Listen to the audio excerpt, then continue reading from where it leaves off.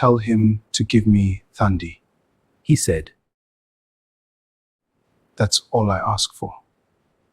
I'll pass on your message. In the heart of Sandton, Johannesburg, where the city lights glitter like distant stars over the Highveld, old David Nkosi lay in a private suite at the top of the Zion Dynamics headquarters. The once mighty founder of this fintech giant, a company that had brought mobile banking and digital prosperity to millions across Africa, was now frail, his chest rising and falling with effort. The weight of the empire he built from a tiny Braamfontein office pressed heavily on him.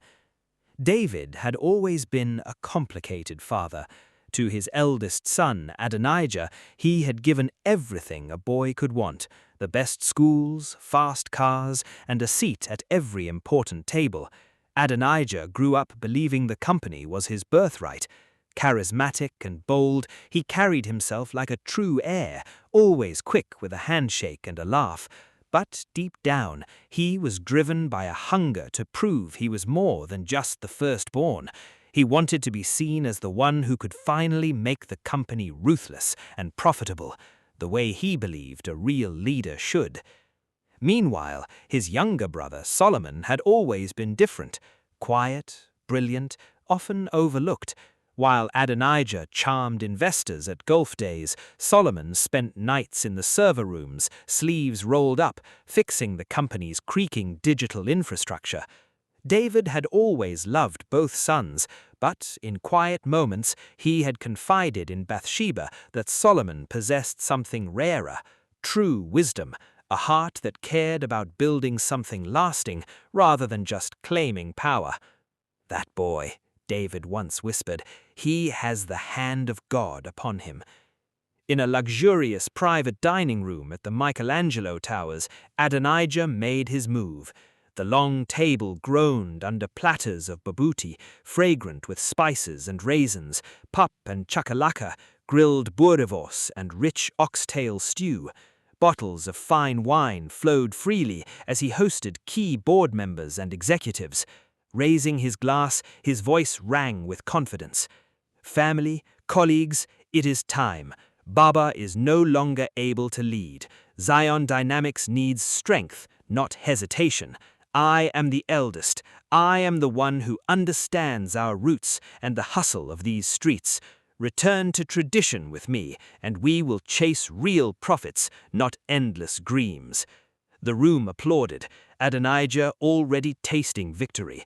But in her elegant Houghton home, Bathsheba, graceful yet steel-spined, the woman who had stood beside David through every storm, refused to let that happen. She had always been the quiet force behind the throne, the one who saw clearly when others were blinded by charm. Bathsheba drove through the bustling Sandton streets and entered her husband's suite with purpose. Thandi was there. She was brilliant, young. They brought her in as an intern come assistant to attend to David. She was sharp, poised, with eyes that missed nothing. She managed his schedule, warmed his cold hands with hers during late nights, and became a quiet witness to the empire's inner storms. No one touched her. She was simply close to the throne. Bathsheba had long accustomed herself to the reality of not being the only woman in an influential man's life or heart. She simply counted her blessings. Besides, Thandi was a child, basically, and David did need someone on hand. As she swept into the outer room, Thandi got up and bowed slightly. "Ma'am," she murmured. Bathsheba nodded, intent on her purpose, and walked past the girl. The room smelled faintly an antiseptic, and some incense she knew helped David sleep. He was alert, eyes following her movements as she walked to the bed. "Bathsheba," he murmured, and she felt her heart warm. Many years had passed. His face was lined and his hair grey, but the particular way he called her name would always affect her.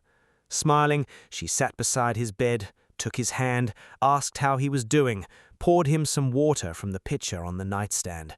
Then she got to the point, speaking softly but firmly. "David, Remember what you promised me years ago, in the quiet of our bedroom after everything we had been through? You swore that Solomon would one day lead this company. The board is swaying. Adonijah is moving fast. Does your word not count for anything anymore?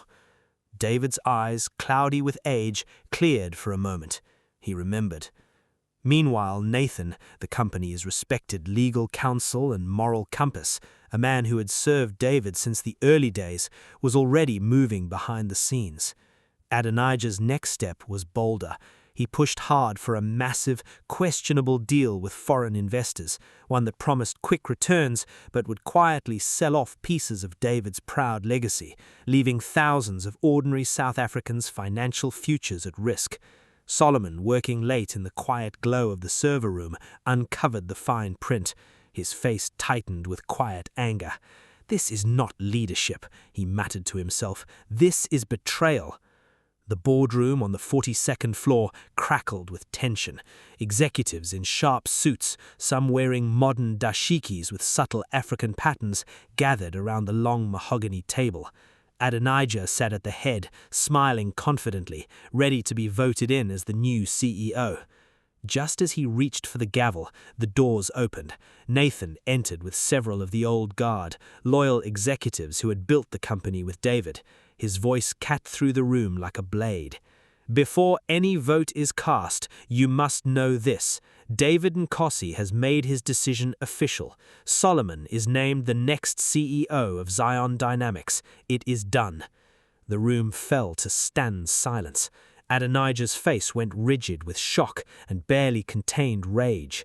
Solomon entered calmly and took the seat at the head of the table. The weight of the moment showed in his eyes. This was no victory dance. He looked at his older brother and spoke with measured wisdom. "Adonijah, you are my blood. I will not cast you out. I am offering you leadership of one of our major subsidiaries. Prove yourself there. Show me you care more about building than claiming. The choice is yours, Booty." For a moment, something flickered across Adonijah's face.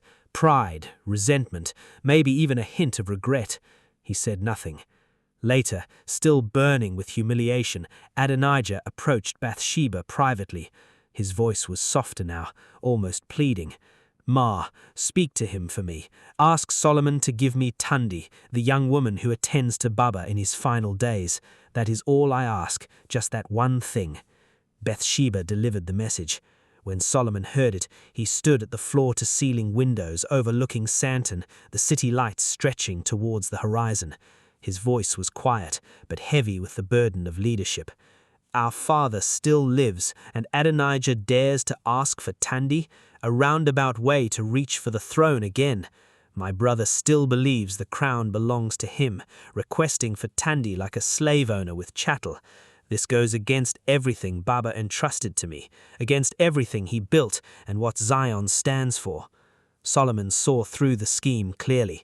This was not a humble request from a defeated brother. It was a calculated move to undermine the new leadership and test how far he could push before Solomon broke. Adonijah's ambition had not died. It had only gone underground, still plotting to seize what was never meant for him. It was in that moment that Solomon understood the heavy cost of wisdom. The same God who had guided his father's unlikely arise seemed to be watching now, testing whether this new king would choose legacy over blood, principle over popularity. Solomon was conflicted. This was his flesh and blood after all, but he gave the order and refused to regret it. Adonijah's position in the company was terminated, his access revoked. The threat to the empire was removed. And so, in the towering glass kingdom of Zion Dynamics, a new chapter began, not with fanfare, but with quiet and steady strength, a young leader carrying both the promise and the pain of the crown that had been placed upon his head. With God on his side, he could make the difficult choices, to walk in his father's steps and to protect his father's legacy. If you're still here, thanks so much for watching. This story shows us that it's not always the most obvious candidate that gets picked. Let us trust God for his leading and his placement. Please don't forget to like, comment, and subscribe. Thank you so much. See you in the next video.